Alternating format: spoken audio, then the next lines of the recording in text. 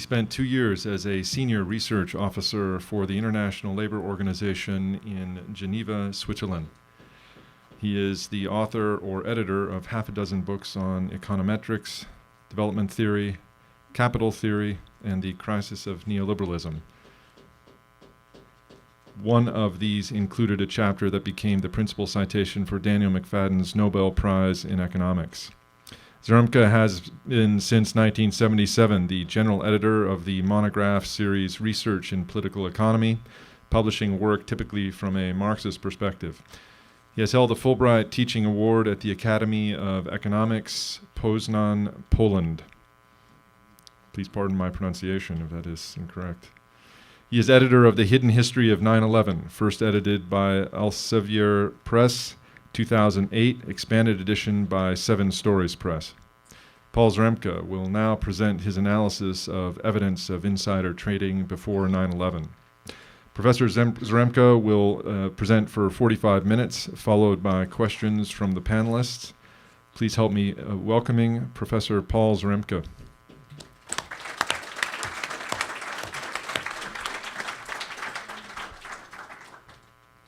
Thank you very much for inviting me to make this presentation. I am going to try and make it as simple as possible, but it's not a simple topic. Basically, I'm going to be talking about a contradiction between the United States government's report and econometrics, the science of econometrics, which I'm quite familiar with. And I'm going to try and explain these econometric findings that establish insider trading before 9/11. It is not the only financial question. It's only one of financial questions about 9/11. You can decide for yourself whether you think this is of high importance or medium importance or whatever you think, okay? However, the 9/11 Commission report did deal briefly with the issue of insider trading, so they have an answer to the allegations made that there was substantial insider trading before 9/11. Let me make a comment to begin about what insider trading is. Insider trading is taking advantage of knowledge that you have privately. It's not public information. It's private information that you have about a forthcoming event, and you engage in some kind of financial transaction which will enable you to profit from that forthcoming event that other people don't know about, okay? So insider trading in this particular case would be having knowledge of 9/11 ahead of time, and I'm going to be explaining what you do, okay? There's various things you could do, but I'm going to focus on one thing that you could do in order to make profits for yourself from the forthcoming event. Sometimes insider trading is called informed trading. It's you see it both ways. I a little bit prefer the reference to insider trading, particularly for this topic, okay? Because it's not just I eavesdropped on some kind of news or some kind of information about what was going to happen, but I wasn't a participant in any way whatsoever. I just happened to find out about it and didn't tell anybody, and then did some financial transactions to make money. That would be informed trading and not really insider. I mean, it would be encompassing insider trading, but insider trading is a little bit narrower description that you're in on it. And that's the way the financial press reported it right after 9/11. Now let me explain what I mean by it being reported. And later I'm going to tell you what exactly they were reporting on, but right now I'm just reporting what was happening. For about 1 month after 9/11, 2001, there was reports in mainstream financial press of huge profits being made on the 9/11 event by foreknowledge of the events, okay?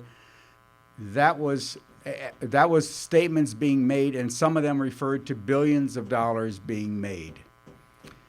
One of the key statements being made referred to using put options. So I have to describe put options in the early part of my discussion. And I'm only going to be talking about this particular instrument to make gains on financially. Only I'm going to talk about this thing called put options, because that's the thing that had the attention for 1 month, including major financial publications like Barron's. And it's the only thing that was answered in the 9/11 Commission report. There is a lot of other things out there, but it's a very defined topic that I'm dealing with today. I just have to make a comment. The noise you're hearing, and that's a bit disruptive, we're looking into it. There seems to be some work being done, and so that banging, we're just going to have to tolerate it for a bit longer. Beg pardon, Professor. But as you speak, do make use of the microphone, and we'll see if we can talk it down. Thank you. Thank you. So now let me give a pictorial representation of where I'm going. We have 3 econometric studies, one of which was published 5 years ago, the second of which was published just a few months ago, and the third of which is not even submitted for publication, but will be submitted very shortly. These are done by econometricians addressing the issue about whether there could be insider trading or informed trading before 9/11. Note that the Pisman paper from 2006 is published in the most, if you want to put it that way, bourgeois capitalist publication possible, okay? The Journal of Business, okay? It has a high reputation. It does no questions about, the peer reviewing process. I am an editor myself. I will just tell you how I do peer reviewing of papers that come to me for publication.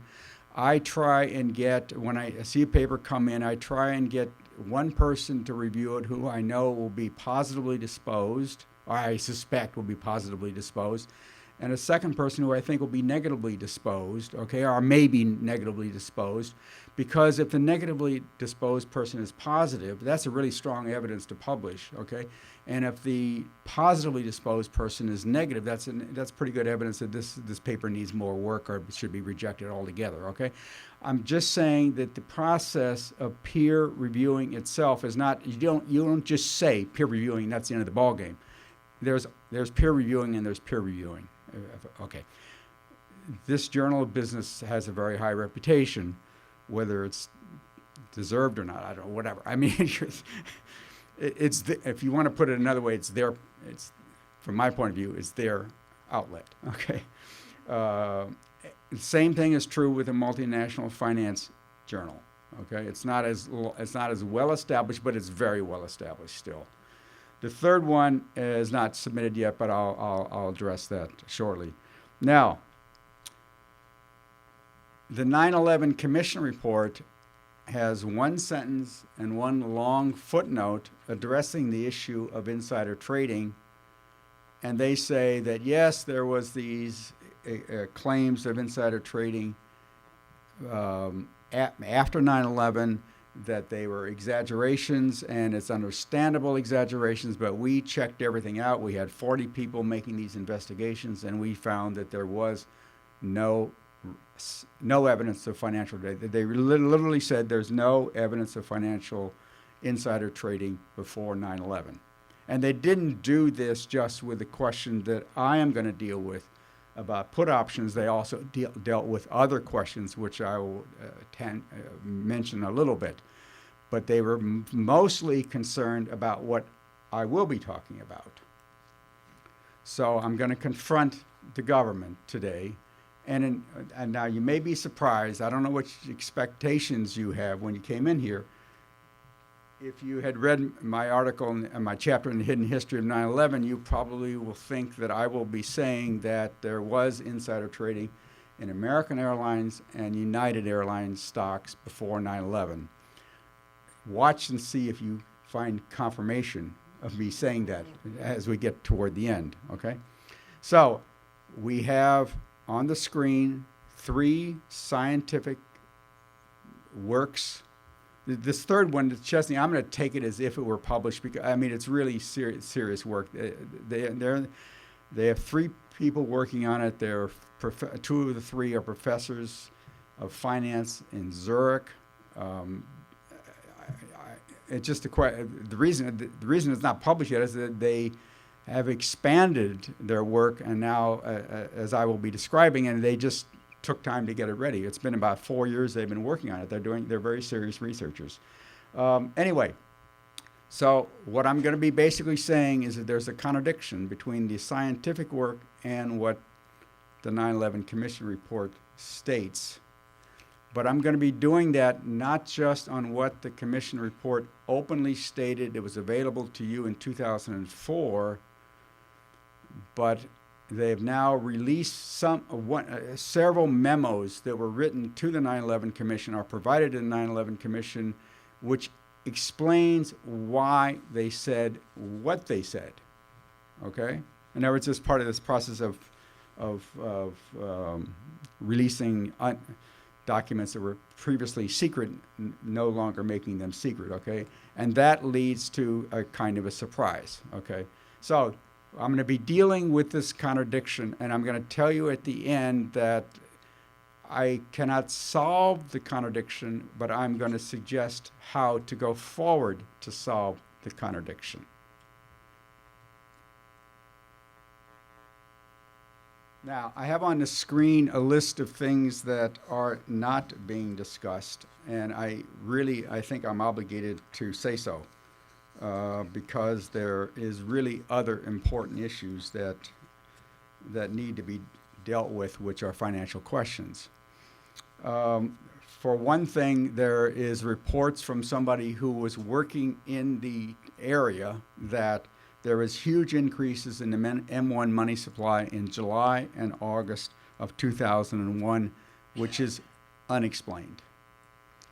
There is commentary about huge financial transactions that are reported to have taken place at the computers at the World Trade Center, downloading of huge transactions in the minutes before the attacks occurred. Okay, these are people who were there, who reported those events. Okay, the 9/11 Commission report did not address this in any way that I know about.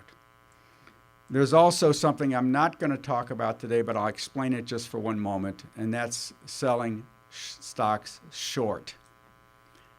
For those of you that don't know, and probably most of you don't know what selling short means, selling short says, if I go to American Airlines or United Airlines and I know, or at least I highly suspect that the stock price is going to go down, I can there's financial companies which will loan you the stock, you sell it, and then you buy it back later. Okay, you borrowed it, you have to buy it and give it back. Okay, that's short selling. You can make money on short selling by selling a borrowed stock and returning it at a later date if the price goes down. So in these cases, in the images here for American Airlines and United Airlines, that's a method you could make money if you knew the event was going to happen. I am not going to be dealing with that today, but the government says it checked it out, but I'm not going to be dealing with it because they gave me no evidence of what they did about checking that out. I'm not doing anything about markets outside the United States. There is evidence, there's a lot of discussion about gold and securities that were at the World Trade Center, which have disappeared. They don't know where they went to. I'm not going to discuss that. I'm not going to discuss, which I think is actually very interesting evidence, to look at exactly which of the floors of the World Trade Centers actually had the planes coming into them, which firms were there, and why it might have been that the planes hit exactly those floors. Is it totally an accident that the planes hit exactly those floors? And what was on those floors? Okay, so that I'm not dealing with. The same thing is true about the Pentagon. I mean, it's not, is it an accident about where whatever happened at the Pentagon happened, okay? And that has huge financial implications also. I'm not dealing with that. I'm also not dealing with Larry Silverstein. I think that one you probably most people know about, that he acquired the lease on the World Trade Centers 1 through 6, like 6 weeks before 9/11, with insurance coverage for that and no obligation on his part if something happened, and he already owned World Trade Center 7. So I'm not dealing with that either. That's actually a little bit more well known. So that's what I'm not doing. So now let's go to the what I am doing. Put options. I have to explain now what a put option is, and I'm going to explain some other things which are not so easy to understand, I guess. Okay. A put option is kind of like this short selling I was telling you about, okay? But it's not the same, so I have to describe it. It's in the so-called option markets, okay? You don't actually purchase a stock, you don't sell a stock or anything like that. You purchase an option to do something with a stock. You purchase the option for a specific period of time to be able to, in the case of a put option, to be able to put the stock for sale at a specified price in the, let's say, the next 6 weeks. I'm not choosing 6 weeks by random because for the stocks that we're going to be talking about, most of the transactions had an expiration of October 20th of 2001. In other words, it's about 6 weeks later. So let me explain that again, okay? I'm not going to be dealing only with American and United, but whatever stock I'm dealing with, I'm mostly going to be referring to the option of selling these stocks, let's say, by any time before October 20th at the designated put price. For example, and again, I'm putting this on the screen on the right-hand side. It so happens that American stock and United stock had almost the same price, just by accident, before 9/11, namely around $30. If you knew that 9/11 was going to happen on September 3rd, 4th, or whatever, you could go to a financial firm and buy a option to sell United or American stock. Let's say, I mean, there's options. You don't have to say $30, but I'm being simple now. You buy the option to sell that stock for, let's say, $30 anytime until October 20th. And you know, or you think you know, that the stock is going to go down. When it comes to, let's say, September 16th or 18th or whatever, okay, you can decide to buy the stock, if you don't already have it. You buy American Airlines, and the same day, same hour, same second, you sell it. You're buying it, if you're looking at the screen now, you're buying it at under $20, and you had that option to sell it at $30. You made $10 per share. Everybody understands? I mean, I can't. I don't want to ask you raising your hands, but I'm hoping that everybody understands that point. Okay, that's what engaging in put options is about. And there are other things you can do. It's complicated. I'm going to try and stay simple. Okay, and that's where most yes.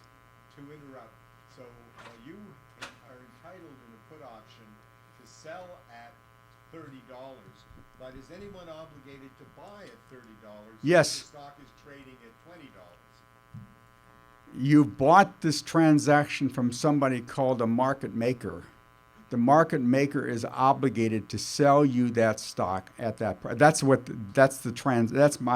That's the obligation on his or her part to having sold you the option in the first place.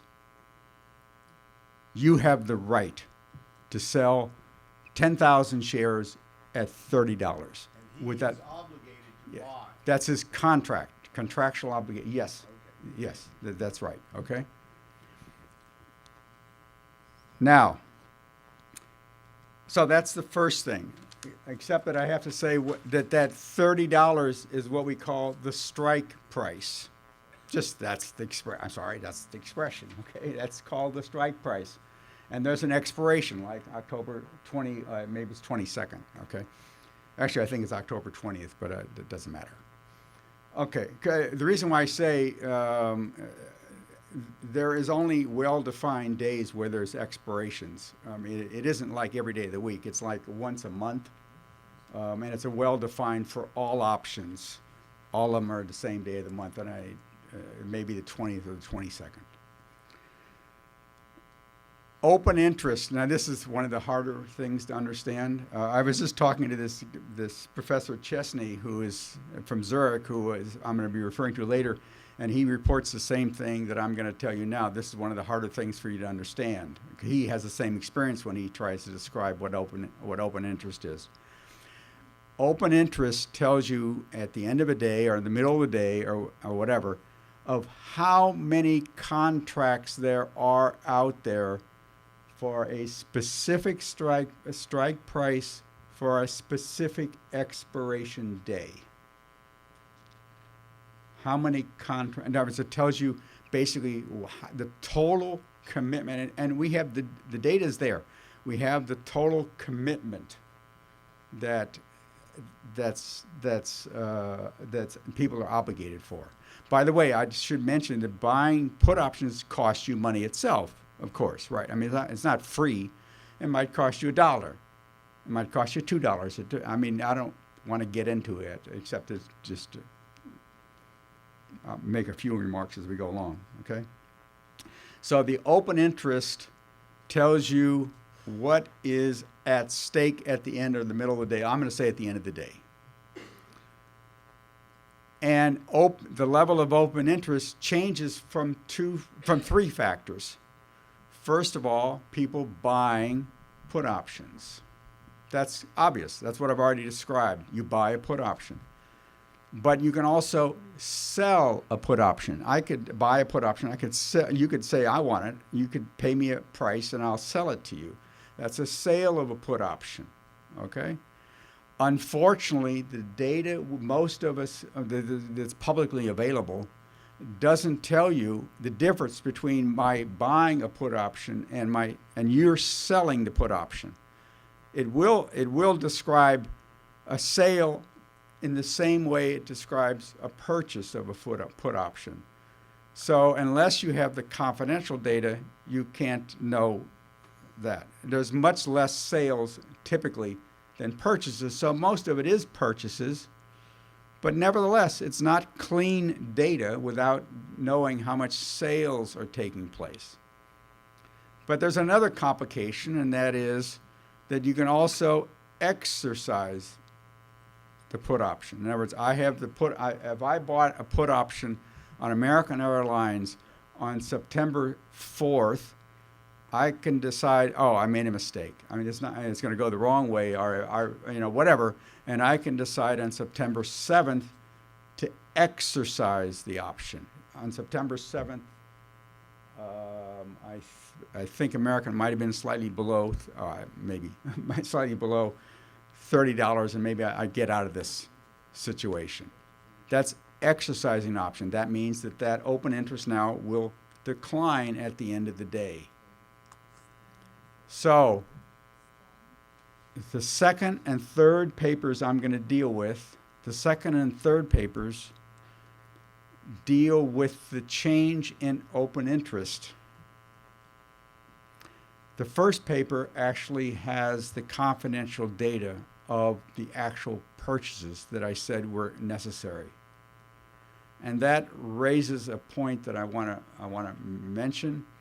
Why did Pisman, professor of finance at the University of Illinois Champaign-Urbana, get this data?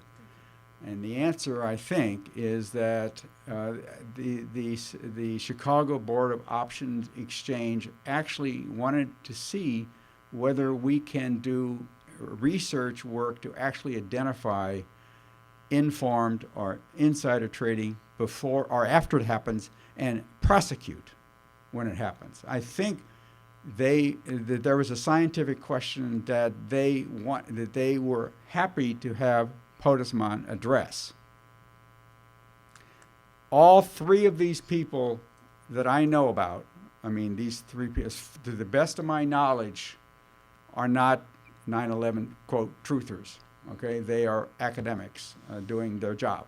Okay, I know from talking to Professor Chesney that even in Europe, people are shy about dealing with his work because it's controversial.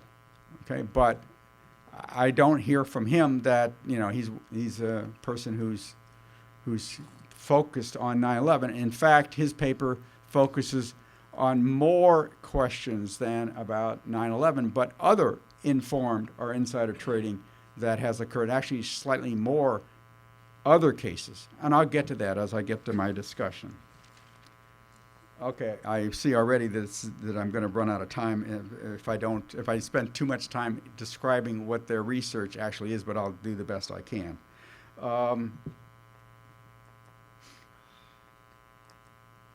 And let me skip over the volume of options transactions. It's connected to the change in open interest, but not exactly the same because you have to account for exercising and sales, as I have kind of mentioned.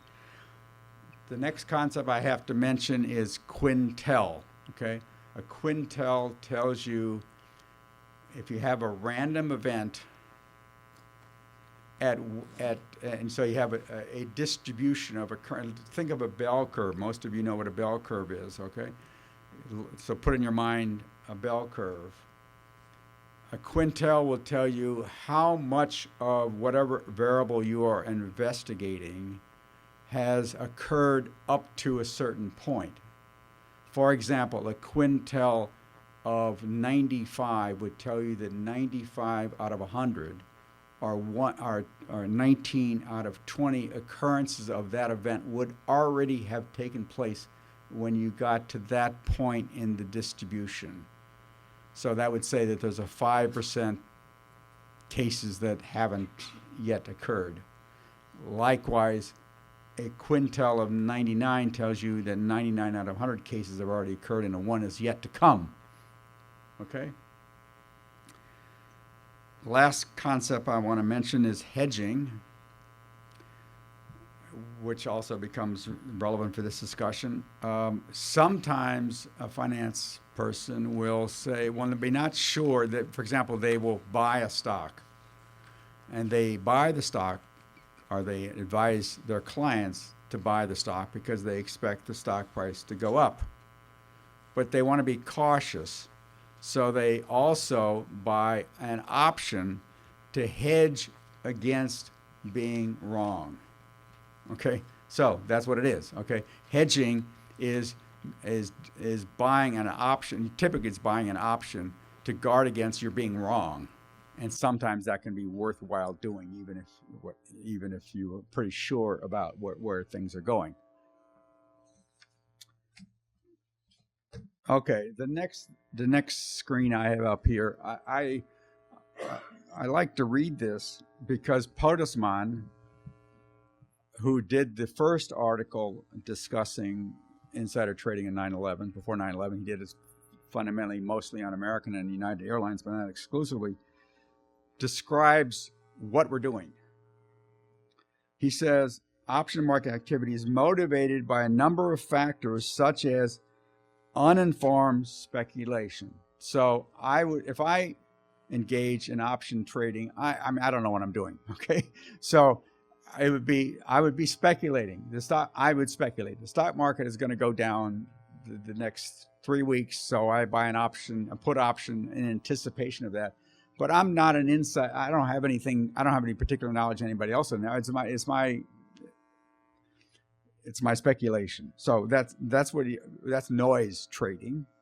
Hedging which I've just described. Trading on public knowledge. What is trading on public knowledge? You find out that the company, American Airlines, is going to have an unanticipated loss, and it's reported in the press as an unanticipated loss, and that leads to people going into the stock market and the option market to buy or sell or whatever. That's trading on public information, but what we're dealing with is trading on private information. In other words, information that people don't know except people who are kind of inside or somehow captured the information. Consequently, when a statistic obtains a value that is extreme relative to its historical distribution, now that's where you kind of get to the issue of quintile. You're looking for extreme events. When it's extreme relative to its historical distribution, one can infer that there is an unusual amount of activity related to one or more of the option trading motivations that I've just described. Although the statistics do not distinguish between the trading motivations, if an extreme value occurs just before an important piece of news becomes public, then it is reasonable to infer that there is an option market trading based upon private information rather than a shock to the trading from one of the other motivations. Now, that's a fundamental point that sort of is driving things forward here, okay? In fact, when I come to the end, and I hope I have enough time to get to the Chesney paper, we really see it in stark colors with Chesney's paper more than any other. So now I'm going to move and discuss the three papers one by one and the contradiction with the government. So let me start with the first. That's his picture of the guy. Okay, but apart from that, this is a reproduction of the article that appears in the Journal of Business. This is it. Okay, right here. Now, let me just comment that this article was actually available before the 9/11 Commission report was published. Even though it was published in 2006, there's a long lag time between it's being accepted and it's being published. And I would think that if the 9/11 Commission report were responsible, they would have known that this investigation was taking place, and they would have touched base and found out what the results were, and you would have seen it in the 9/11 Commission report. So the fact that the 2004 Commission report is 2 years before the publication of this doesn't mean that it wasn't available. In fact, I think David Griffin saw it way back in 2004, if I'm not mistaken. I mean the pre-draft. Now I'm going to try and describe what he does, and I'm only doing it in four bullets here to try and make it simple. All of these papers are not so simple. I'm trying to do the simplest description I can of all four papers. First of all, he looks at the change in the open interest, and I'm going to focus on American and United stocks. He looks at the change in open interest on American and United stocks for a very short period, September 5th to December 10th. September 5th would be, what, a Tuesday? And September 10th would be the Monday before September 11th. He chose that because he had read some newspaper reports or something or other that bin Laden said something around September 4th, and therefore that led him to believe that September 5th was a key day. The next papers I'm going to talk about don't focus on this particular window of days, but that's his focus. And he looks at the change in open interest, which I've told you about, for those 4 trading days, 5th, 6th, 7th, and 10th. Saturday and Sunday being this 5th and whatever it is, 8th and 9th, okay, that are not trading days. So he's looking at 4 trading days, looking at the change in open interest for those days. He compares that with a benchmark period of 126 trading days before that to see whether they are unusual for that stock. And now we go to even the more dramatic part. He actually looks at that and compares those data, those 4 pieces of data for each of these companies, and therefore 8 pieces of data. He compares it to 1,000 pieces of data on the 1,000 largest corporations between January 2nd, 1990 to September 4th, 2001 to get this frequency distribution I was referring to, and therefore to be able to get this idea of where the quintiles are for the transactions that are occurring in put options for American and United Airlines. He finds, now I'm going to just go to the answer. The answer is that result would only have occurred on September 10th for American Airlines 1% of the time. There was 99 out of 100 cases you would not have seen on September 10th what you actually did observe on September 10th. He inferred from that that was evidence of informed or insider trading on American Airlines on September 10th.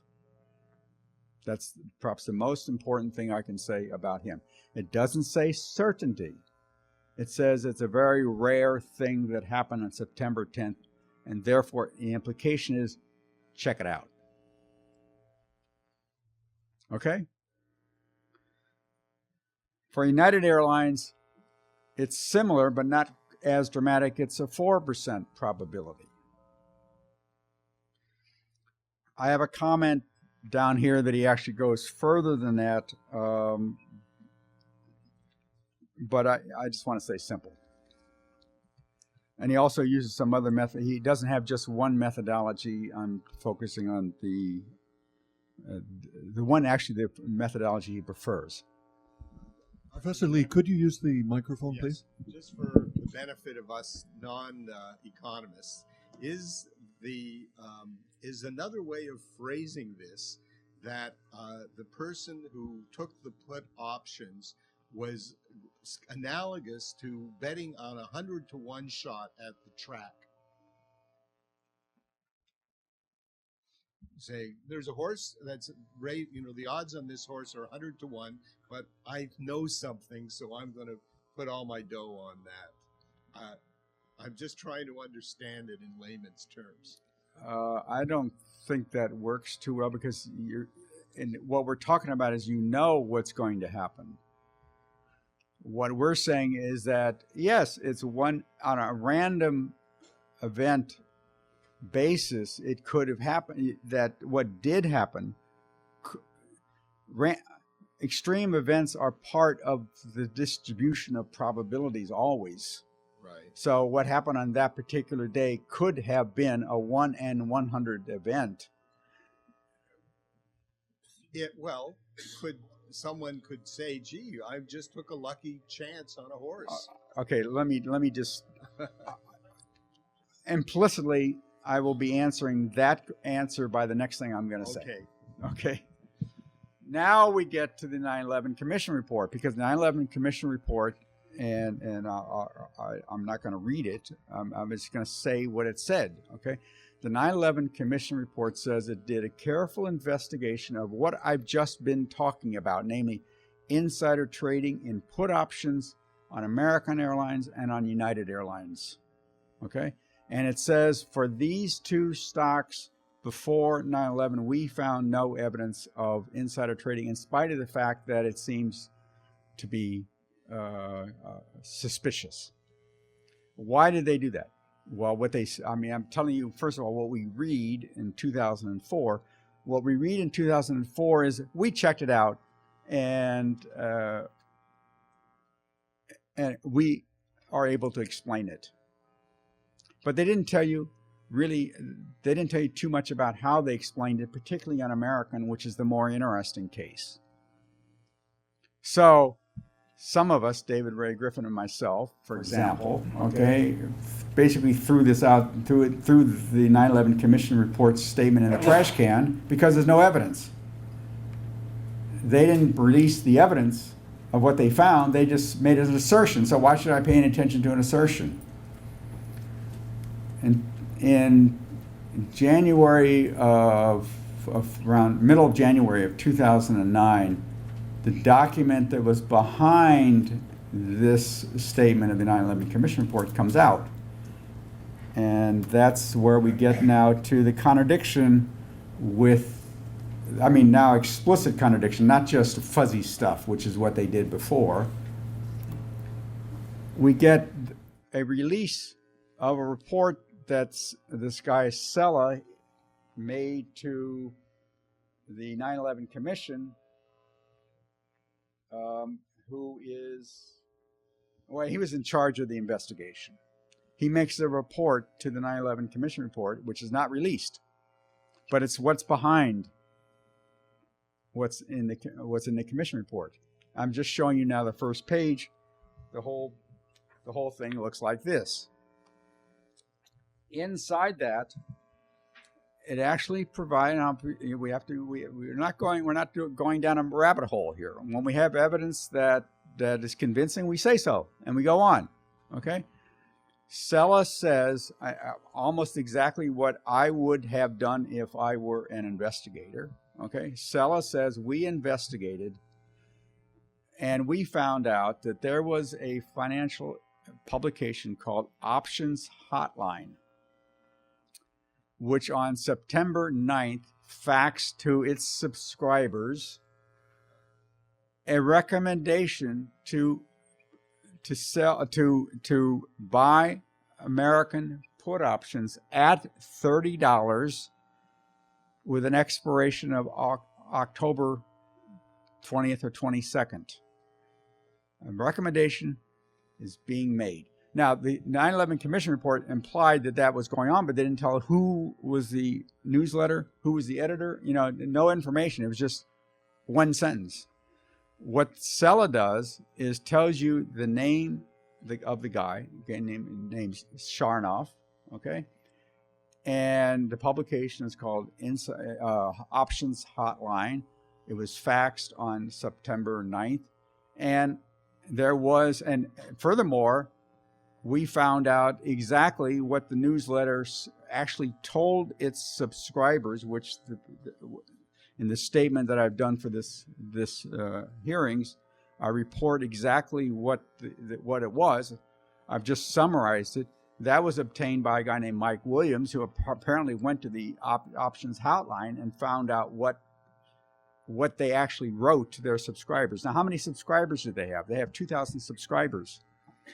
This Sella report doesn't just say who the option editor is and the name of the place, but he also says that they interviewed 27 of the subscribers who said that 25 of the 27 said that they bought the option because the advisor advised them to do so. They don't say the names of the 25 people. I mean, that's confidential information. If I had done it, you can't. But they did what they're supposed to do. Okay.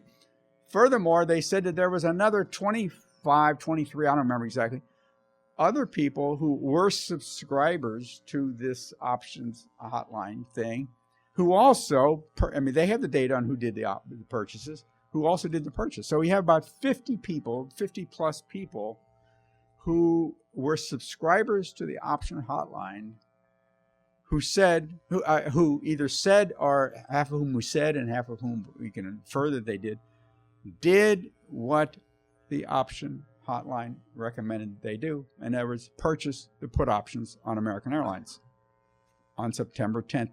And that's the government's, the Sella explanation of why there was a spike in put option trading in American Airlines on September 10th. If you want to make an accusation that Sarnoff was in on it, okay, I'm not going there. If you want to make that accusation, give me evidence. I'm not going there without evidence, okay?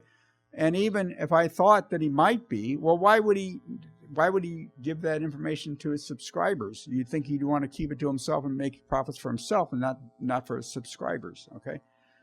Anyway, there's no evidence. This is where you might be surprised, okay? I'm going to accept that. I'm going to accept that the government has found, quote, close to the truth, maybe exactly the truth, about what happened on American Airlines put option trading for September 10th as a result of what happened on September 9th, namely this faxed recommendation. About 4% of the subscribers, 50 out of 2,000, is that 4%? No, that's 2.5%. 2.5% of subscribers did what he recommended, money and throw it in a waste basket. Or that must happen all the time. I'm going to accept that, okay?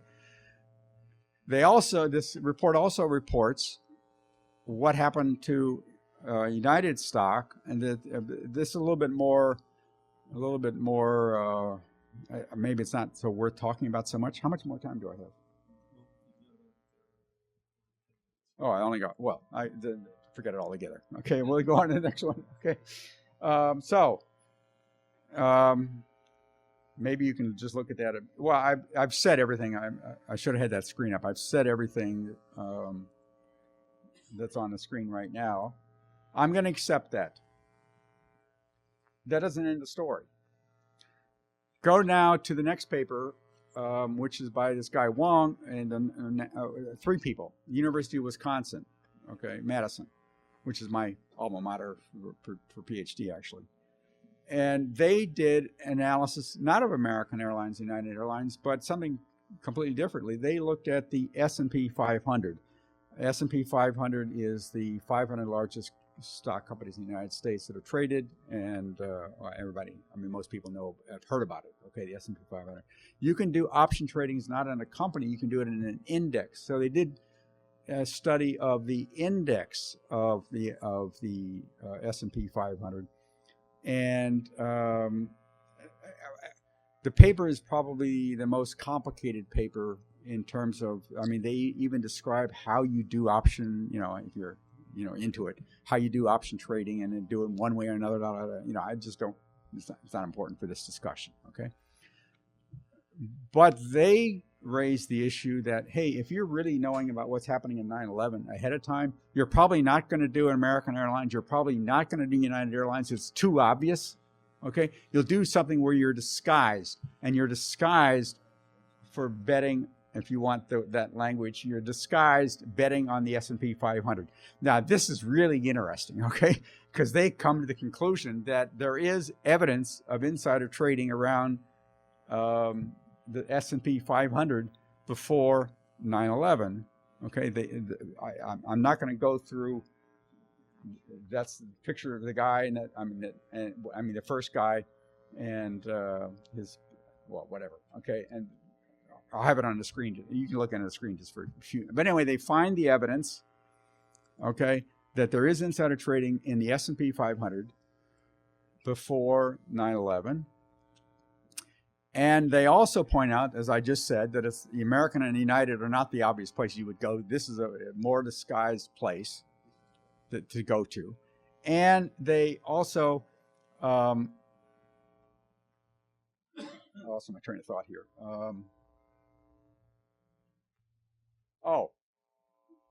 Something I don't have time to deal with, and I'm not going to put it on the screen, but the government claims it did a thorough investigation. It had 40 people making investigations, and they did a thorough study, and they found no evidence. And they included, when they said that, this is now like a 9/11 Commission background papers. When they did it, they said that they included the indexes. Well, there is, in the written version of my paper, the quote of one of the guys who was doing the investigation, one of the principals, not Sella, a different guy, who said that we found we could not investigate the S&P 500 index because there's too much going on. Okay, so you have the government actually distorted its own statement by a written statement saying we couldn't analyze the S&P 500. And yet, we get an analysis of the S&P 500, which shows its insider trading with a high probability, but not certain. Nothing's certain in statistics. Okay. Now, so now I have to go to the Chesney paper, and I'm going to have to do this as fast as I can. It's actually probably the most important one in some ways. First of all, he looks at 14 companies. He doesn't look at just American and United. And he looks at 5 airline companies. He looks at 5 banking companies. He looks at 4 others. And he looks at put option trading for a 10-year period of time. Okay. There's certain glitches, certain aspects of it I just don't have time to summarize. But, okay, so he goes, well, pictures are important. Okay, that's a picture of the 2 of the 3 guys, okay, that I got off the internet. Okay, they're from Zurich. Anyway, so I summarize on the screen right now. Maybe I'm gonna try and leave that on the screen as we probably have 1 minute left.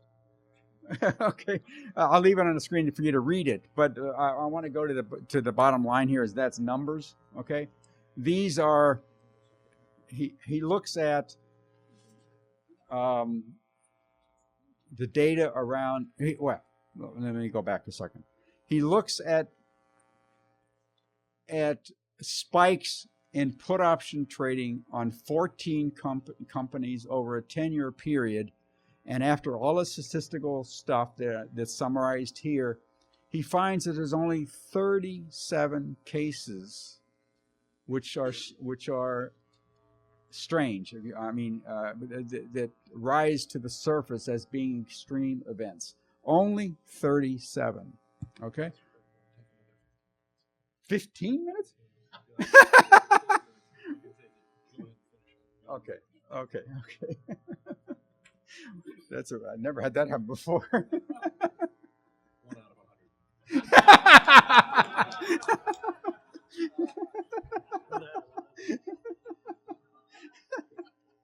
Okay, so I can slow down. Okay, so so as I say, all these 3 people actually it's 7 people, but these 3 papers are doing the same. They're doing scientific research. I'm standing here before you as an econometrician, as a scientist, okay, and I'm making a statement about the government failing to follow scientific evidence. But it's not like physical evidence about the World Trade Centers. It's a different kind of evidence. It's evidence about put option trading and that kind of that. But this is evidence, and this is I'm not speculating on something here. I'm only talking about evidence.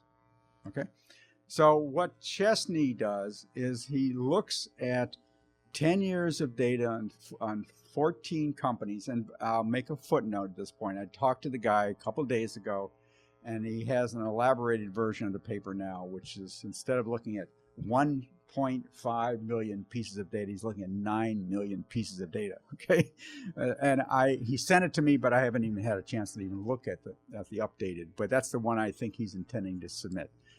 Put that aside. I'm going to stay with what I know about, namely the earlier version of this paper. So he's looking at 14 companies over 10 years. He does this quintil kind of analysis of probabilities of things occurring. Okay, looking at banking stocks, 4 others, and 5 airline-related stocks, 14 in total.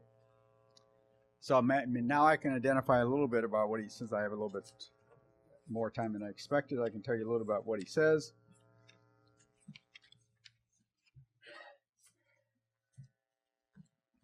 Go to the third one here. First, they identify for each day the put option contract across strike prices. Remember what strike prices are. I won't repeat it. And expiration dates with the largest increment in open interest. Now, that itself is something, okay? I said that there's different expiration dates and there's different strike prices that are available, that are being put on the market by these people called market makers. It amounts to about 54 different possibilities. If I want to play around with American Airlines for this coming October, I can do it. I mean, anyway, you do it. Have fun. You can do it for whatever that expiration date is in October. They will do it for October. They'll do it for 1 year. 2 years from now, they'll do it for January. There's a whole bunch of different options, and there's different prices, okay, that are available out there. And the total amounts to about 54. So what they do, first of all, is just take, well, which one of all the transactions that occurred had the most activity? That's the third one. So I'm giving a little bit of detail. This leads to a measure QT, which denotes for each day the frequency that such a value occurred based upon, and then they look at the 2-period prior history of that day. They look back 2 years for that stock option over 2 years and see, well, was that particularly unusual or not?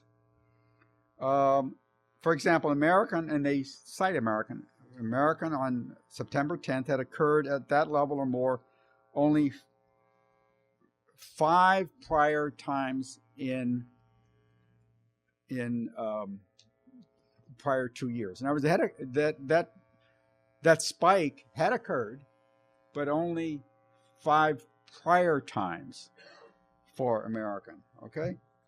Then they add on something I'm not going to describe, and that is to try and take account of hedging transactions, which you can't know that exactly. It's a complicated. I mean, you have to infer what might be a hedging transaction, but they try to take account of it. Then the third step they look at is, well, which of these were the most profitable? And actuality, ex post, after it happened, which were the most profitable?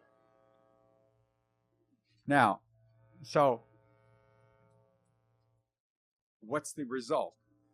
They find that there are only 37 in all of that 10-year period for 14 stocks. There's only 37 events to be identified as possibly informed or insider trading, whatever word you prefer to use. Only 37. They're not focusing on 9/11, but it's in the period of 9/11. They find out that there's the 13 of the cases that they find are centered around 9/11. 14 are centered around what turns out to be later a merger or a purchase kind of activity of a company, or some kind of dramatic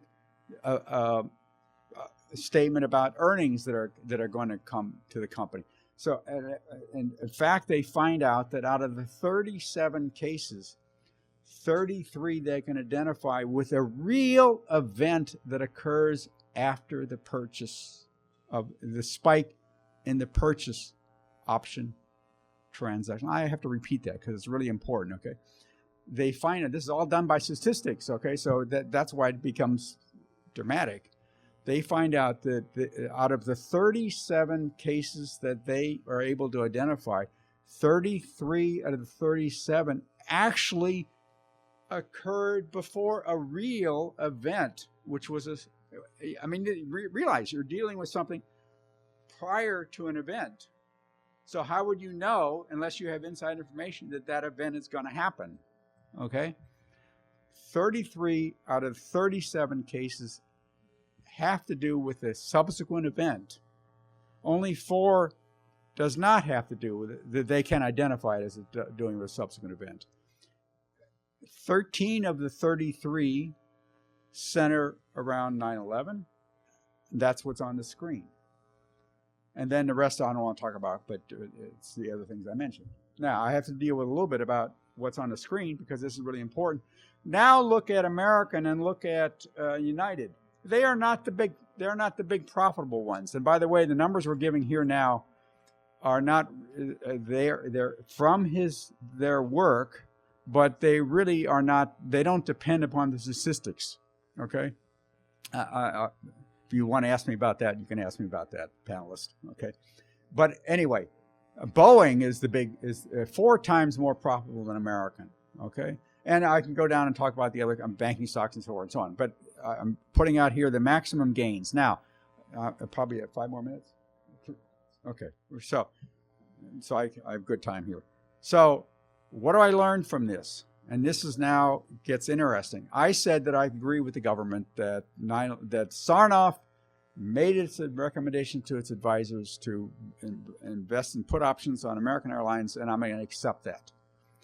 But now think about why Sarnoff might have done it without insider information. And actually, there's a possibility that it needs to be investigated, and that is that somebody knew an insider information about Boeing or or Delta or whatever, which was purchased.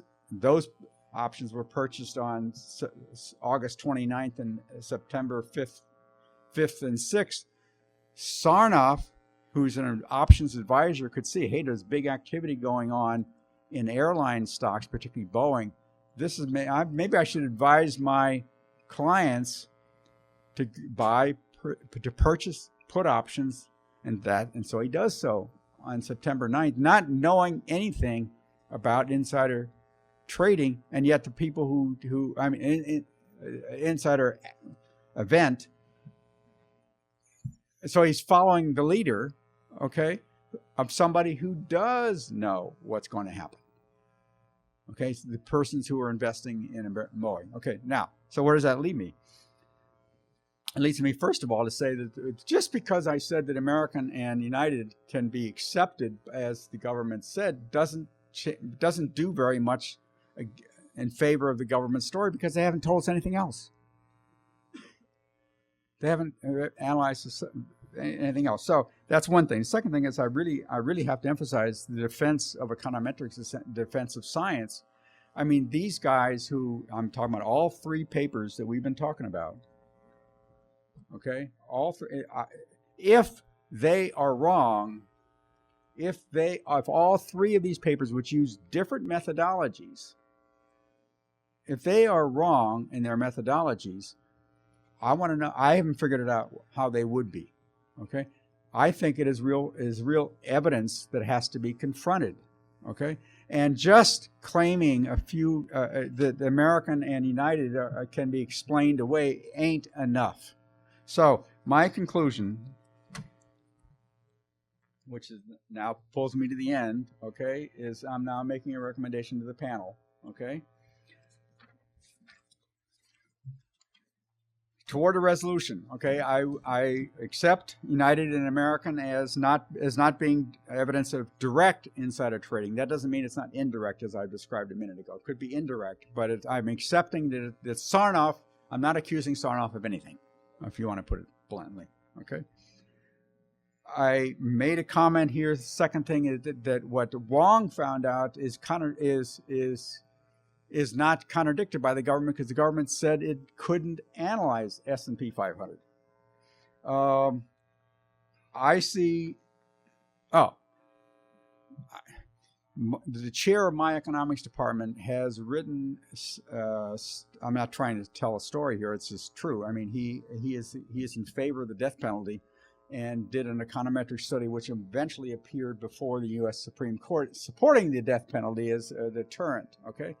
It got a lot of controversy. People made a big noise about whether his econometrics was any good or not. He's not exactly an econometrician, but he knows econometrics, okay? That's typically what happens in my profession when you have a controversial result. It didn't happen with Pisman and any of these others. I know of no criticism of these papers. People are either they're scared to even deal with these issues, or they just don't have a reason to be critical. I don't know. It's somebody else's problem. Okay, I'm just telling you that these papers are not contested to the best of my knowledge. Therefore, I accept this econometric research as meritorious, and that's what I'm recommending to the panel. You accept these econometric studies as meritorious, and I make recommendations that first of all, you don't need to have initially a demand for a new investigation, although I'm going to support that also. Just simply demand of the SEC to make the other evidence that they claim to have obtained on Merrill Lynch and Boeing and blah, blah, blah, make that available in the same way that they made it available for American and United Airlines, okay, and well, we know that they didn't do anything in S&P 500 because they say so, okay? That's my first recommendation, okay? Demand that, oh, you did the study, well, show us, you know, the same kind of thing you did for American and United, okay? And you can make that list just the stocks if you want that Chesney talks about, but Chesney's going to be adding more companies, I believe, to the study. So you can add on those companies also when we get the new paper. So the last two recommendations are promoting an independent investigation of the events of September 11th, inclusive of subpoena power, which includes investigations of put option purchasing. I mean, it flows from my paper, like, for example, the Gravel Initiative would be an example of that, which I support, okay? And the last thing I would say is that we go back to what I haven't talked about, that independent investigation include all of these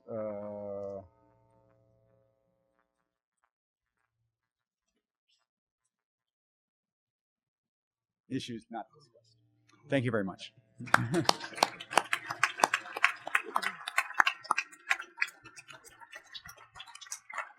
Thank you, Professor Zarembka. We'll move to panel questions now. Judge, did you have? Sorry? Okay, please. Thank you very much, Professor Paul Zarembka. I ask you, should it have been possible through the share trading analysis to establish the precise time or the probable time of the terrorist attack on September 2001? This is the first question. Another question that I can ask you, is it possible to find the stock investors responsible of insider trading of September 11? Should you able to find the unknown investors, theoretically? The third question is, it exists the possibility to establish that purchasing of a put option before September was insider trading and not a simple speculation, which is legal operation.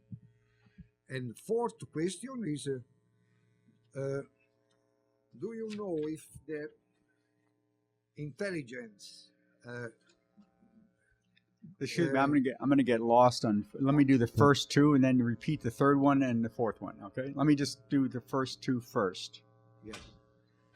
He asked me first of all whether this kind of evidence would be predictive of the exact timing. I think not, or I think not very precisely. I mean, what all of these researchers are doing is using data that they analyze afterwards and sees how those people, as we know afterwards, must have known something. So it's a retrospective on those people. The second question you asked was whether you can identify the persons. Okay, you certainly can. I mean, all of the traders. The government says so. I mean, we know who made these transactions, okay?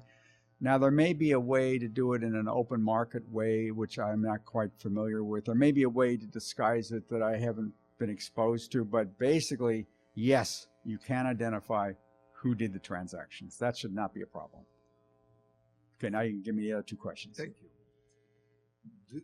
Do you know, please, if the intelligence agency had suddenly access to this information through the software Promise? Are you informed of this? Do you know software Promise? I ask you if... Oh, the Promise software? Yes, Promise software. I don't know anything. I mean, I only know what Michael Rupert talks about Promise software. I don't have any special knowledge of that. Because there are publications yes. where I read that yes. The intelligence agency had the Promise. Right. I could have added that to this list. and Yeah. the promise software allow to access to information suddenly. Thank you very Yeah. much. Can you tell? Yes, so we can registrate what you tell. Say it again. What? Hello? I have not investigated Promise software. That's Okay. the answer. But I think there was you said you had 4 questions. I've answered 3 so far. I must have missed one. See. It is possible to find the stock investors responsible of insider trading of September 11. Yes. Yeah, I answered yes to that. It exists the possibility to establish that purchasing of put option before September was insider trading and not a simple speculation. Which Well, I've been basically saying that there is so much evidence of insider trading before 9/11 that it's an extremely low probability. Everything is probabilistic, but it's extremely low probability that it's done on a random basis. another if you analyze the case of share trading of Amir Ibrahim El-Jindi, this is a criminal case that was yes in the court of Florida. Amir Ibrahim El-Jindi was a consultant who was accused to have tried to sell on September 10 shares for $300,000. He utilized the information coming from intelligence. Have you heard about this case? Is that the one of the company? He's the CEO of the company, Securita? Not that one? El-Jindi.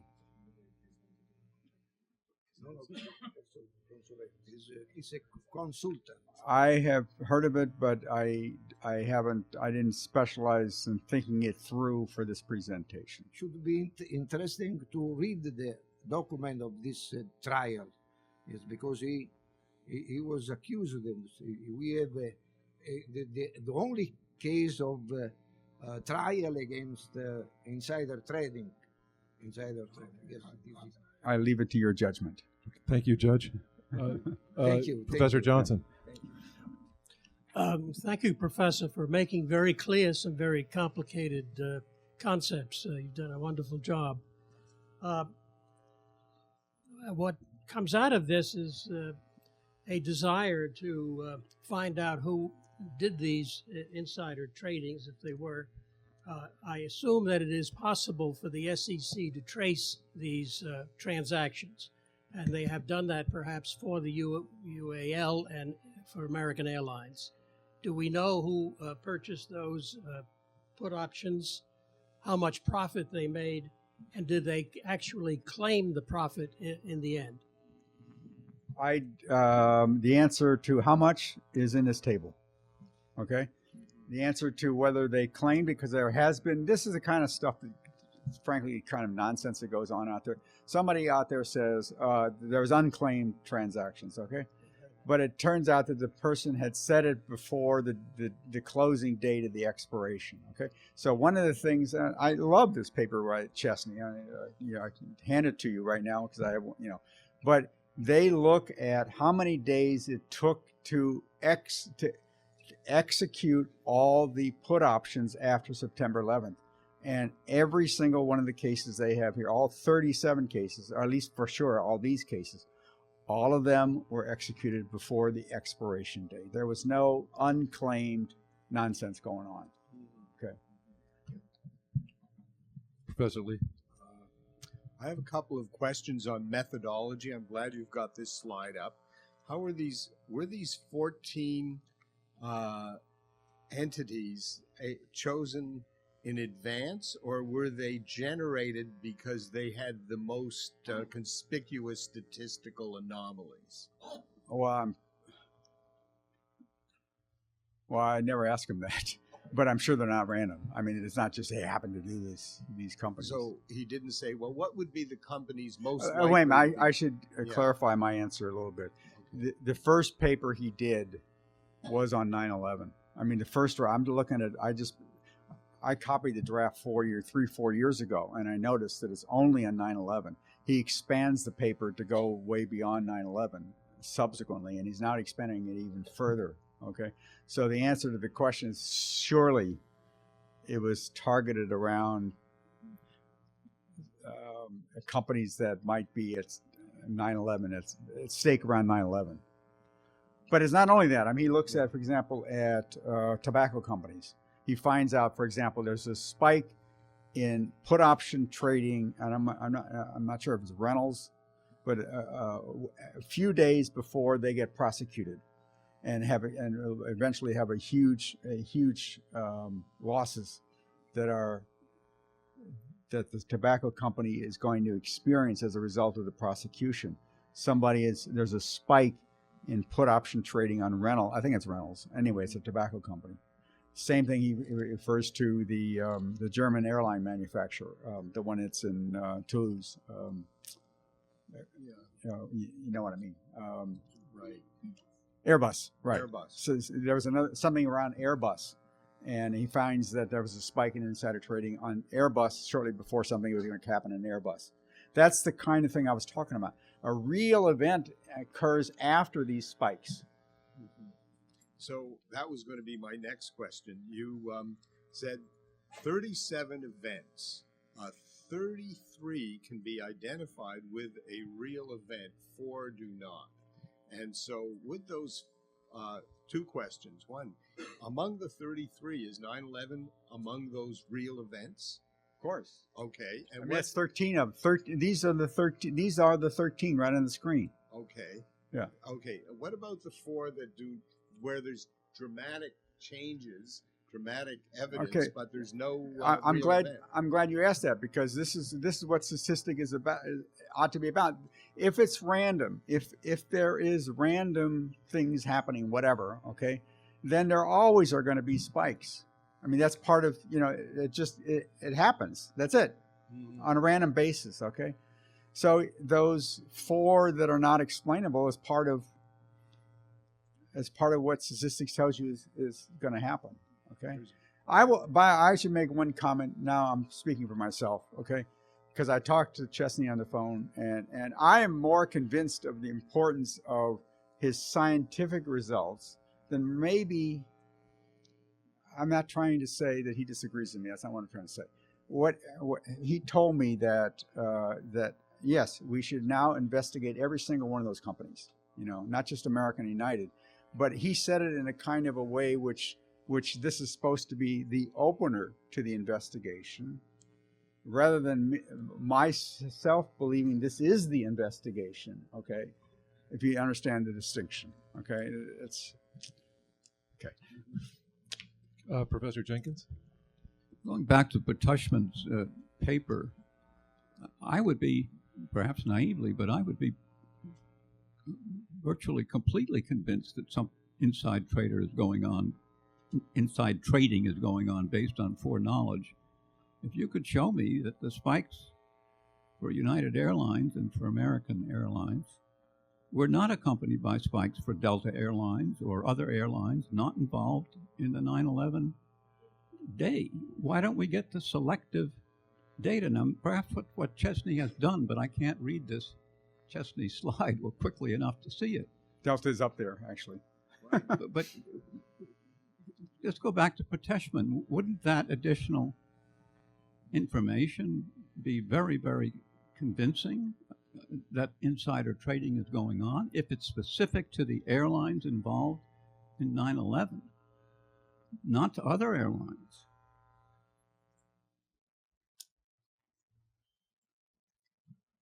I mean, I'm not 100% understanding. I hear what you say, but I'm not.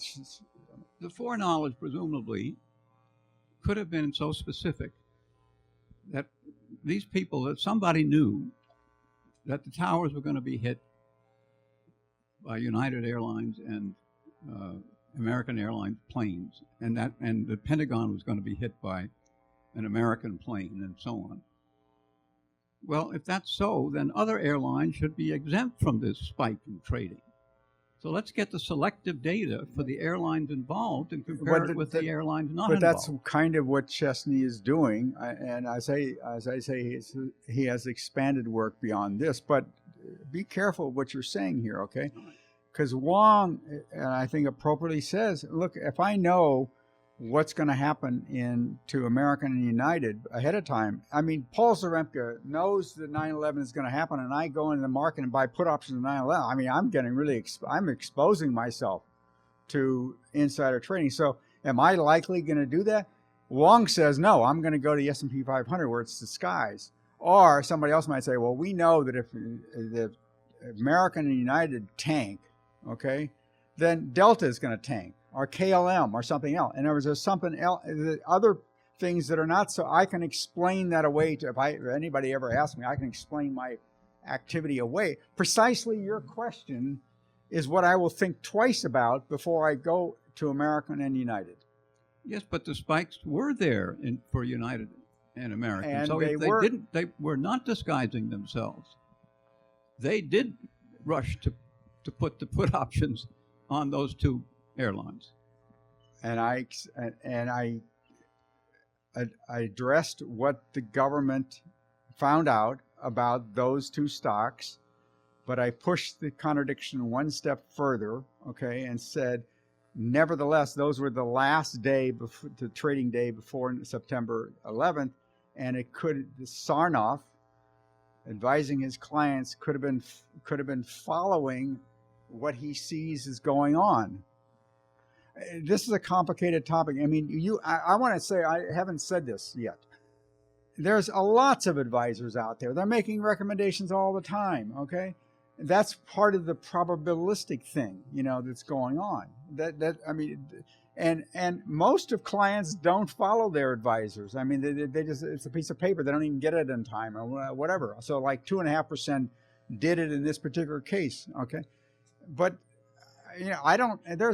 there's confidential advisory, so you don't even know there's people making advice on a private basis that you don't even have, a subscriber list for.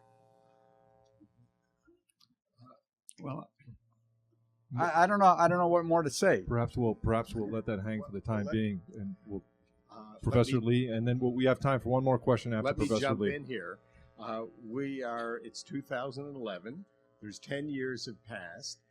There is easily obtainable information about who made a bundle on the days leading up to 9/11, but that's not out there.